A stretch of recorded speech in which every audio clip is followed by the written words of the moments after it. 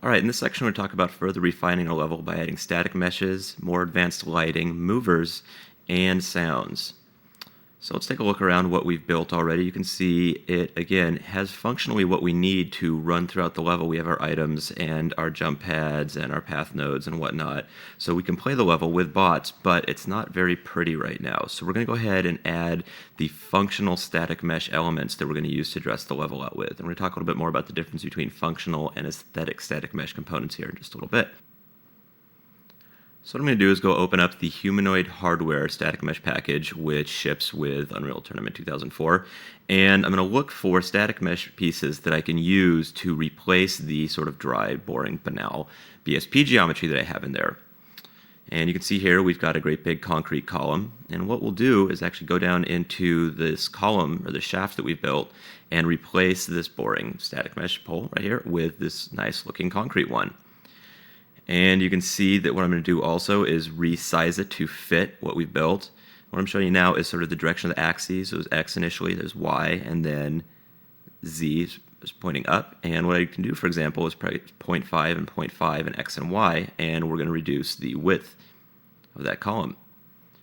Go in the top view and place it over the top of the BSP, go back into perspective, and pull it down a bit. You can see we're going to make the grid snap size a little bit smaller so we can get it right where we need it. Because again, the static mesh is going to snap with its pivot point to the grid. And you can see finally we selected the piece of BSP that was there and deleted it. Again, the BSP that we had there will be the blue outlined one. And that will replace that boring BSP chunk with BSP piece with a nice looking static mesh. So now if we look in this room, we can see we've got a bunch of BSP walkways scattered about the room. What we're going to do, again, is go find static mesh pieces that look the way we want to and are shaped the way we want to. And in particular, in this section, the BSP was built knowing what the static mesh pieces were going to look like and how they were going to be shaped. A lot of times, that'll happen not necessarily in that order. For example, you'll go in initially with the static meshes and flesh out the level with them as opposed to starting out with BSP here. In game production, what will happen frequently is the level designers will, in fact, build what they need to out of BSP, and then afterwards artists will come back through and build static meshes to fit. And if you're doing your own mod work, then this is the way this will work out quite a bit as well. So what we're going to do here now is go and add the static meshes we're going to use to construct this room with. So we've got some ramps, we've got some walkways, we've got some joining pieces, a T-section here, a corner.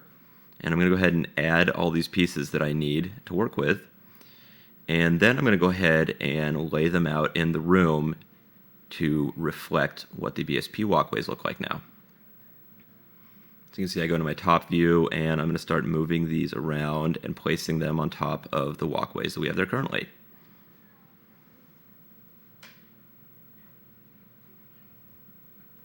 And again, once I have the object in there, I can go ahead and duplicate it and move it around to form other walkways. For example, I'm going to duplicate this guy, rotate him, and drag him over to this side where, again, we have another T-junction in the walkway. Same thing with this guy. And you'll notice the placement of these is working out pretty well. Again, that's because of the way the grid snapping works. Go ahead and make it a bit smaller so we can make the placement of these perfect. And in just a second here, we're going to go into perspective view as well and take a look at how all of these are lining up with the existing BSP they're going to have to join with and also with each other.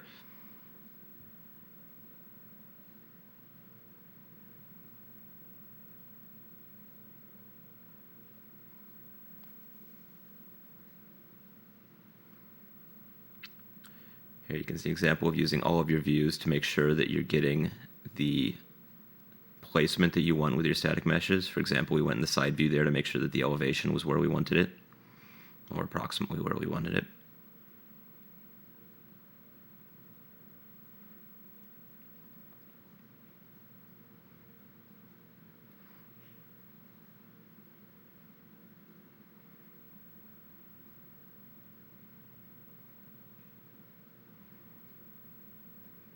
So you can see fleshing out this whole section. Taking special care with the ramps to make sure that the ramps are facing the right way.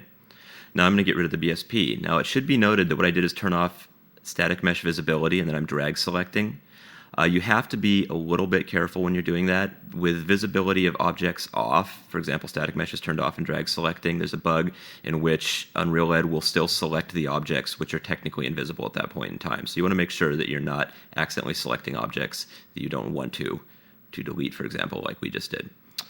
And you can see here I've taken and selected the meshes and pulled them down so that they're all lining up properly. I'm going to go ahead and check how this one lines up with BSP. That looks good. Go ahead and go out to this ramp here, and you can see the ramp is off just a tad. So I'm going to take the grid down small enough so that it lets me align it with the other meshes. Yeah, all of these ramps end up being about 4 units high, just accidentally. This is the type of refinement that's very, very common when you're doing this type of work. And now I'm going to go ahead and use these adjoining pieces to cover up any seams which might happen between these functional static meshes. This is another just principle that is exercised pretty frequently when you're doing this type of work, being that a lot of times it's difficult to get objects to line up perfectly with each other or to make it look like a seam isn't present. So instead of trying to do that, what you'll do is just basically avoid the problem entirely by creating an object to hide the seam between. All right, let's take a look at the collision for these objects, because we can do per polygon collision on these, but it's usually a better idea to author your own custom simpler collision, and that's what's been done on these. We're not going to talk about how to do that right now, but just understand that quite a few of these static mesh objects, especially the functional ones, have had simpler collision authored for them. Now what we're going to look at is how to customize static meshes to perhaps fit the look of your level a bit more while still maintaining the shape or form of them. So what we're going to do is take and place this pipe guy, and you can see it has 3 material entries here. So we're going to place it on the ground, move it up to where we can see it.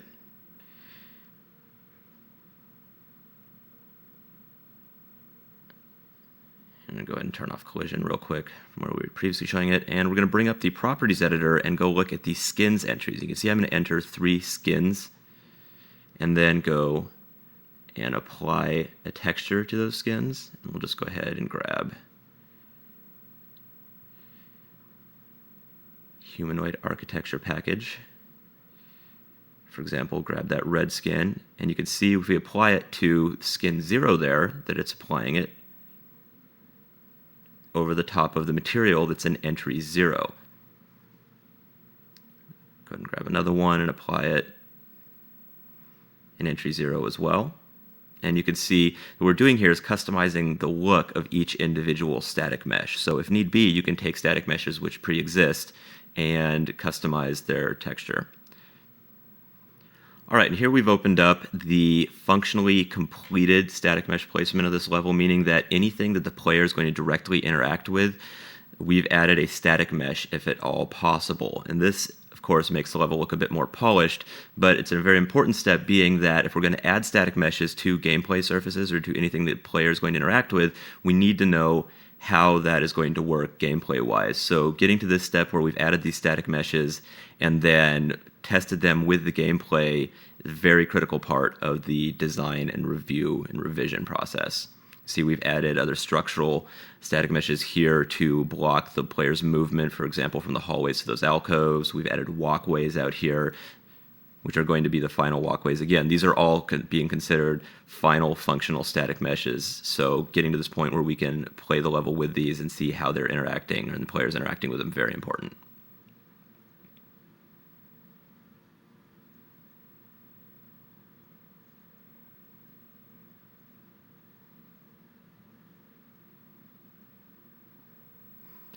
All right, now we're going to take a look at is how to apply more advanced, or in particular, better looking lighting to this level. Because right now we've got a pretty flat look across the whole thing, white lights applied to everything, and it could use a little bit more moody, probably colored lighting.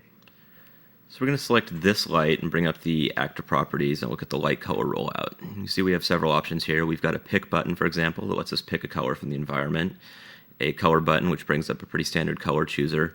And then also we can numerically enter values, even values that overdrive the light value in brightness, hue, and saturation. We're going to look at now also is light radius, because you can affect exactly how far these light actors cast their light.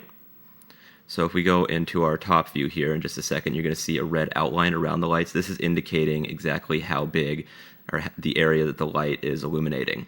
To get to that, we're going to go right-click on the camera name and go to View and go to Actor Radii,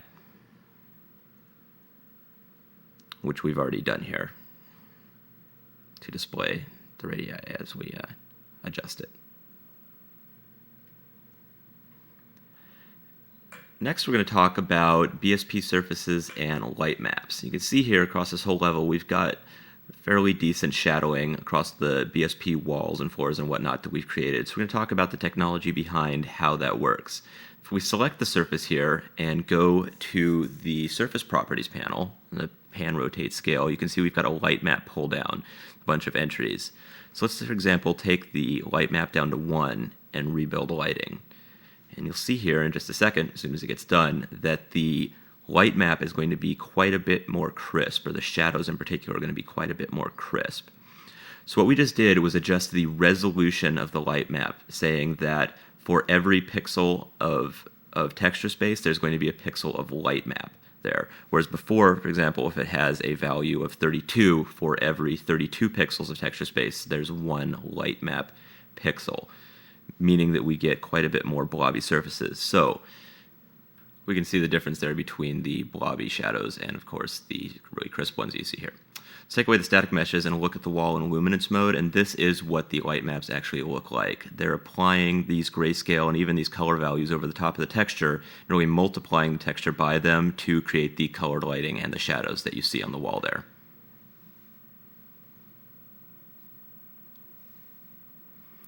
All right, let's take a look at vertex lighting on static meshes. Static meshes are lit on a per vertex basis, meaning that it will interpolate the light value from one vertex to the next along the edges that exist between them. So what I'm going to do is create a couple of very small radius local lights here and give them each a different color on either side of this plane. We'll do a red one on one side and a blue one on the other side. And of course, again, pull in the radius, as you can see there. And what you'll notice when we go out into perspective view in just a moment is that the light value is again being interpolated or smoothly stretched across the edge between the two. And if, for example, I pull one of the lights away from the edge, it's going to alter the light value hitting that vertex, which you'll see here in just a second. So to have well-lit or well-shadowed static meshes, we need to have a lot of surface geometry. Next, we're going to look at is how to create small moody lighting within the level. Large radius lights can have fairly adverse impact on performance if we have a lot of them, but lights with a very small radius that don't affect much at all, we can throw quite a few of those around the level with fairly minimal impact. So what we're going to do is throw a whole bunch of very, very narrow radius lights down in this trench, for example, and give them a green color. Pull the saturation down quite a bit so it's quite a bit more vibrant color. You see here, we'll duplicate these guys and pull them up so that we're illuminating this whole trench here above the pipes. And we're getting approximated lighting right now, so we're going to rebuild it.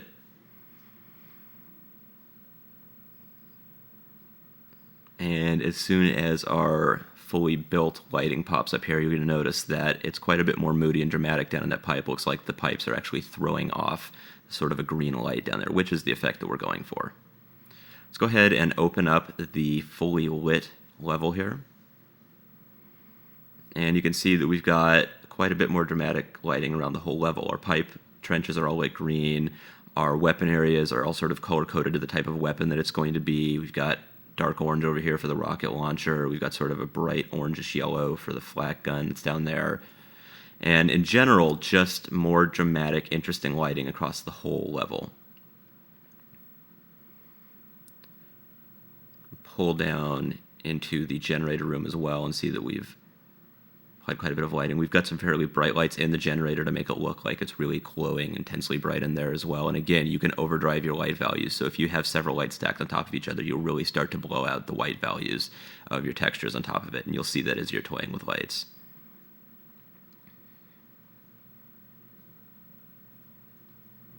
Let's go ahead and also look at some different types of lights. So for example, here we've got a spotlight up on these cans. And you can see that when I select the light, I've actually got the directional arrow shown as well, and the light effect set to static spot or spotlight. And this is going to make it act like a spotlight. We go into the actor browser here and see they've got a couple of preset ones, which is spotlight and sunlight, and all these are shortcuts. Or I shouldn't say shortcuts, but they're light actors that already have their light type set or their light effect set to sunlight or spotlight. So really any light you can change into a spotlight. We're also going to look at some of the light effects you can use. The light type in the lighting rollout will allow you to apply certain effects. For example, you can see we have a pulse effect here, flicker. So if you're looking for sort of an atmospheric light, you can apply these as well. It's important to note that the light type value affects the brightness, or in particular sort of an animation of the brightness of the level. We can also apply different effects to the light to achieve some very interesting things. For example, interference here, you can see we've got a pattern that is strobing out from the center of the light. Some of these don't necessarily work right now, so you have to experiment with them to see which ones are working. All right, now we're going to talk about movers and their usage levels. Movers are used for several things. For example, lifts, which you can see right here. We can use them to add just animated elements to the environment. And also for things like doors and whatnot. Really anything that's going to be an animated piece of the architecture in the environment is done with a mover. So what we're going to do here is go find an object, for example, that we would like to add as a mover, in this case the platform. And you can see if we click the Add Mover Brush, we're going to get a mover. Now the placement of that is dictated entirely by where the builder brush is currently. So you can see here if we select the builder brush and move it and then go add another mover, that it gets placed directly on top of where the builder brush is, or I should say the brush is placed at the pivot point. The mover brush, is placed at the pivot point of the builder brush. All right, so let's go take a look at this guy and see what determines where the mover moves to. So we can right-click and go to Mover on top of him and see we have a bunch of keys here. So key 0 base is where he's going to start out. If we set it to key 1, we can see that we've set key 1 to be up there. And the way that we'll do that is by, from our starting position with him, right-click and go to key 1, which won't be set yet, and then move him to where we want him to animate to. And then when the player contacts it, it will move there. So you're going to see here is just by default, all we've done is set one key for this platform, and as soon as the player comes into contact with it, it's going to move it there.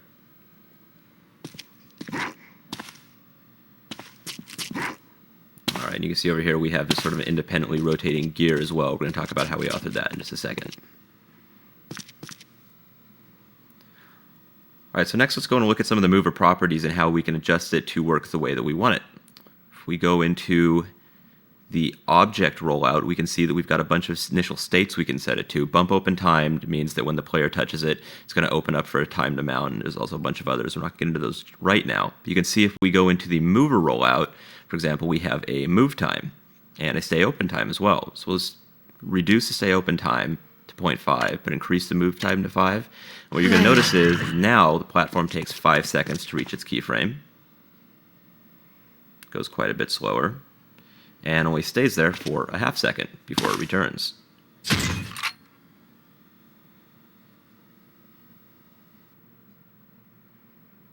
All right, so let's go over and look at this cylinder now, or excuse me, this gear, and see how it's rotating. After having added it to a mover, we can go to the movement rollout and set 2 very important attributes. First of all, the rotation rate, and second of all, be fixed rotation direction to true. Now the rotation rate down there is a bit of an odd one. Rotations in Unreal are done on a 0 to 65,565 basis, meaning that 65,565 number represents 360 degrees basically. And that's done for networking reasons. So just as long as you understand that. Now what we've just done is decreased the rotation rate to 16.38 there, and you can see that it's going approximately about a tenth as slow as it was before. So again, we set it to B directional, or B, rotate directional true, and a rotation rate, and we got it to rotate within the level.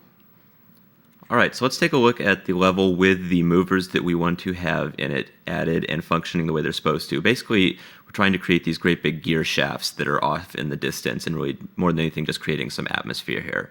Interestingly, what we've done is actually added a couple of half circles here as well, and just mirrored their scale, so made their scale negative in one direction, and then applied the same rotation values to them so we can have it rotating as one great big cylindrical hole. So let's go ahead and take a look in the level itself, or in game itself, and see what that looks like. Play. Run back over here to our side room where we've got them. And you can see we have great big gear shafts off in the distance, looking like large pieces of machinery or something. And again, not functional, but really just adding an aesthetic touch to the level, making it look the way that we want it to. And again, that was done by adding it as a mover, setting the rotation rate that we wanted it, and then making sure that all of them were lined up and had the same rotation rate, and then afterwards we get the desired end effect. And really, once you have something done like this on a level that's, again, symmetrical, like we've created this one, so for example, we want to have those same gears over on the opposite side, it's really just as simple as selecting the gears that we want, or really for that matter, the objects we want to duplicate, hitting Control W, and then I'm right-click, Control dragging to rotate them, and just placing them in place. So obviously, I'm not going to stack the two on top of each other here, but that's how that was done.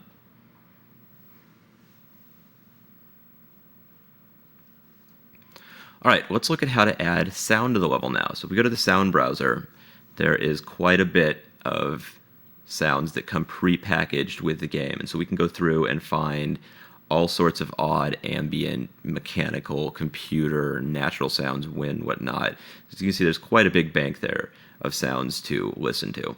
So what we're going to do is add sounds around the level to indicate what is going on around it. For example, we're going to add some machinery sounds out in the side rooms. We're going to add sort of a mechanical buzz down in the generator room. We're going to add sort of a hollow wind down in the column.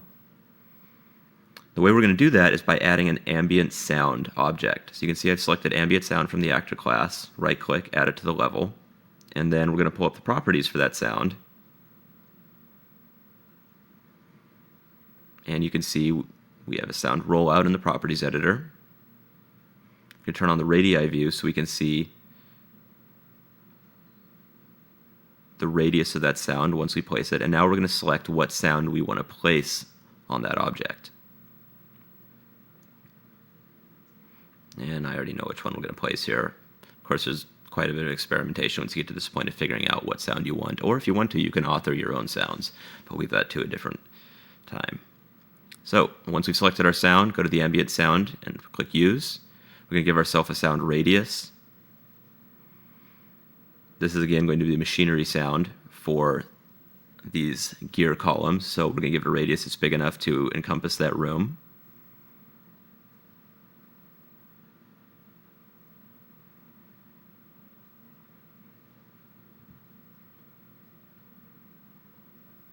Let's go ahead and open up a level that has all the sounds placed. And we're going to go ahead and play it so we can actually run around and hear the sounds. Play. So you're hearing some of them come through right now. We're going to go ahead and run around and get a little bit more localized versions. So you can hear the shaft sound.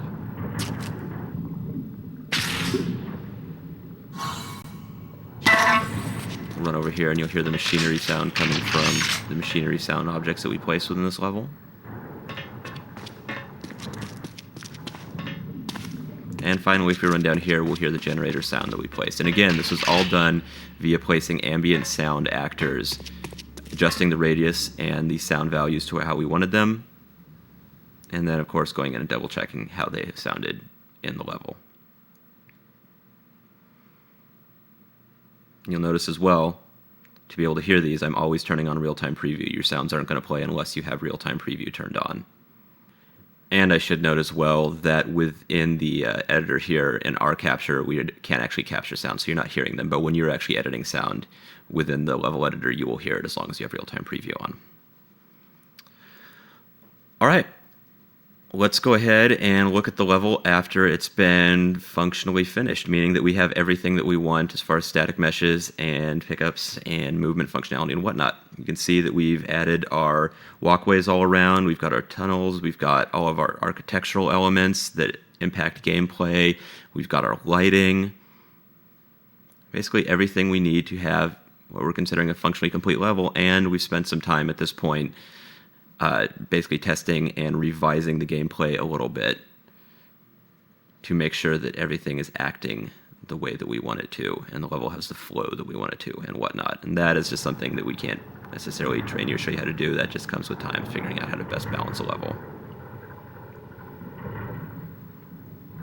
Run around in game here and see what it looks like in engine, because no matter how much you might think it looks the way you want it to in the editor, you always again want to go in and check in engine how everything is working, to root out performance problems or flow problems, or something just might not look the way you want it to when you're actually playing the game.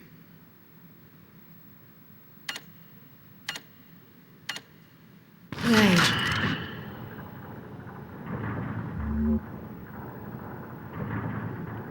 And we'll just kick back here for a second and watch some bots run around in here.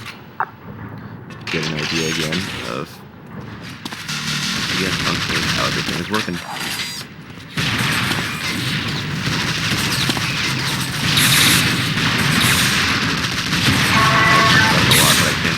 That's how important it is to our game, so you can really run around and interactive. And if you're not testing it, or preferably having other people test it as well, you're not going to know exactly what your final result is going to be. Fun, worthwhile, at least, or worthwhile.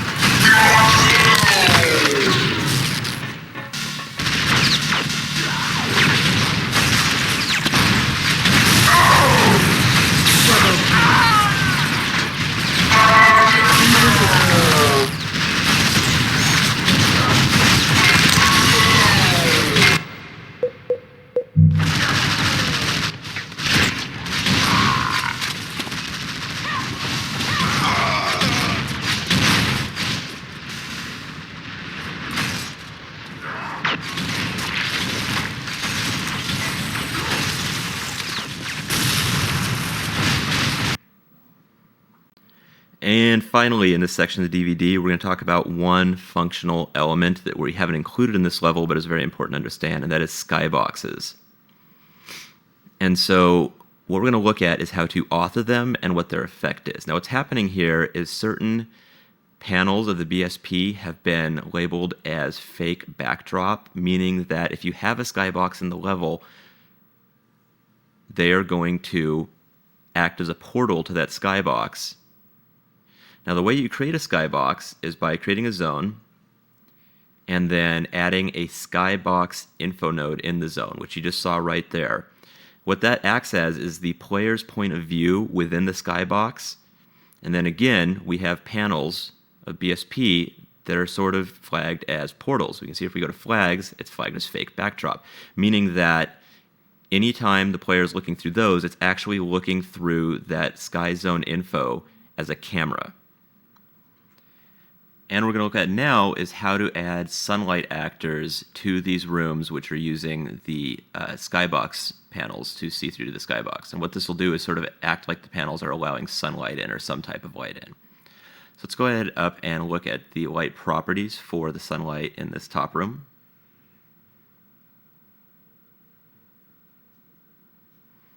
Sunlight, again, being one of the specific types of light actors you can add from the actor class. What we're going to do is set the color of this to be, we'll just set this one to be, sure, pink. And you can see how the pink light is streaming in and affecting the wall. You can see also that these are separated into different zones with the zone view here. So what we can do is go into a different room or a different zone and set a completely different sunlight value if we want to.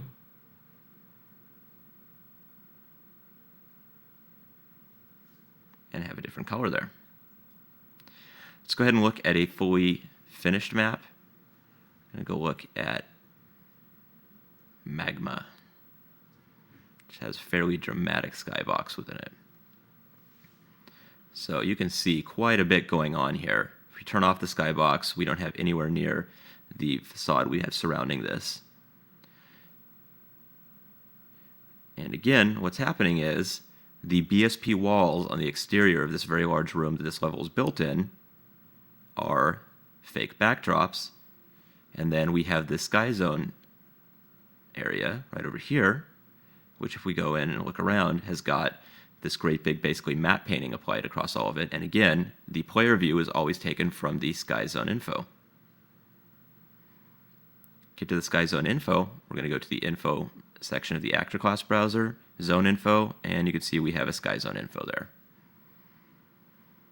Again, also you'll note that the area that the sky zone is contained in is an entirely distinct, separate area within the map.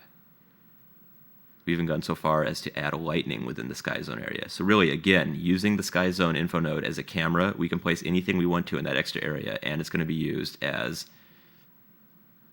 this facade that's totally surrounding the area. And obviously you can see from this level in particular that the way that you author the sky zone and the way that you author the level that leads into the sky zone is fairly important for the entire integrated look here.